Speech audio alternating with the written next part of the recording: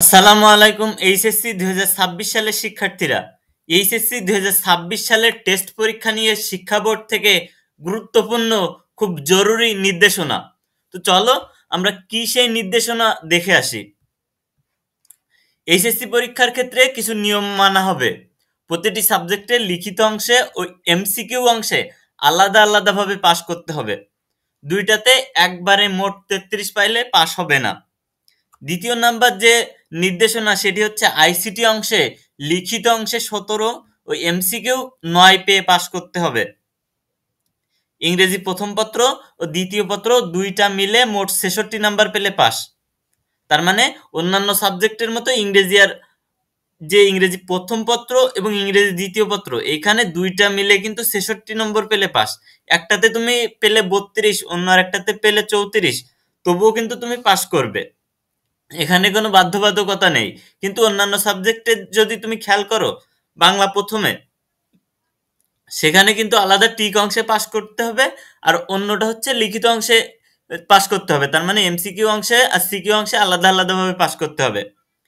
Test test বা নির্বাচনী যেটা আমরা বলি না কেন, টেস্ট পরীক্ষায় চতুর্থ বিষয়ে ফেল করলেও মূল রেজাল্টে পাস হবে। এই টেস্ট পরীক্ষায় যদি তুমি চতুর্থ বিষয় যেটাকে ফোর্থ সাবজেক্ট বলা হয় সেটাই যদি তুমি ফেলও করো তবুও তোমার রেজাল্ট পাস ধরা হবে। এটা এইচএসসি 2026 সালের যে মেন পরীক্ষাটা এইচএসসি পরীক্ষা, ওই পরীক্ষার ক্ষেত্রেও প্রযোজ্য থাকবে। এইচএসসি পরীক্ষা টেস্ট পরীক্ষার প্রশ্ন বোর্ড থেকে দেওয়া হবে না, নিজ নিজ কলেজ কিন্তু তারা নিজেরাই অ্যানালাইসিস করে তারা একটা পরীক্ষা নিবে। তারা চাইলে ফার্স্ট পার্ট নিতে পারে, তারা চাইলে ফার্স্ট পার্ট সেকেন্ড পার্ট দুই পার্টই পরীক্ষা নিতে পারে। প্রতিটি কলেজ নিজ নিজভাবে টেস্ট বা নির্বাচনী পরীক্ষায় 2026 প্রশ্ন তৈরি করতে হবে।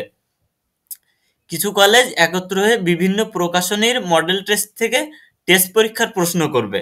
তার মানে তোমার যে জেলা বা উপজেলায়, ওই উপজেলায় ধরো 5টা কিংবা 6টা যে কয়টা কলেজ থাকুক না কেন, অনেক কলেজ থাকে, উপজেলায় অনেক কলেজ থাকে, 5-7টার বেশি থাকে। তো উপজেলায় যতগুলো কলেজ থাকুক না কেন তারা চাইলে কিন্তু ওই যে উপজেলায় একটা প্রশ্নে তারা পরীক্ষা নিতে পারে, যে কোনো একটা মডেল টেস্ট থেকে যে কোনো একটা সালের প্রশ্ন তারা তুলে দিতে পারে। তো এরকম হয়, কিছু কলেজ একত্র হয়ে বিভিন্ন প্রকাশনের মডেল প্রশ্ন থেকে টেস্ট পরীক্ষার প্রশ্ন করবে।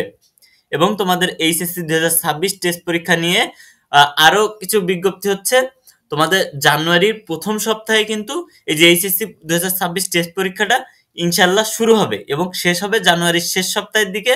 আর তা যদি না হয় তাহলে তোমার ফেব্রুয়ারির প্রথম সপ্তাহে শেষ হয়ে যাবে এবং রেজাল্ট প্রকাশ করা হবে 26শে ফেব্রুয়ারির আগে। 26শে ফেব্রুয়ারির ভিতরে মানে 26শে ফেব্রুয়ারির আগে 20শে ফেব্রুয়ারির মধ্যে আশা করি সকল কলেজ, বাংলাদেশের সকল কলেজ তাদের টেস্ট পরীক্ষার ফলাফল দিয়ে দিবে। এরপর এইচএসসি 2026 সালের ফর্ম পূরণ শুরু হবে 31শে মার্চ থেকে, আর 31শে মার্চ থেকে যদি না হয় তাহলে 1ই মার্চ থেকে এটা শুরু করে দিবে। ওকে, তো এই যে বিষয়গুলো খুব মনোযোগ সহকারে তোমরা আরেকবার দেখবা।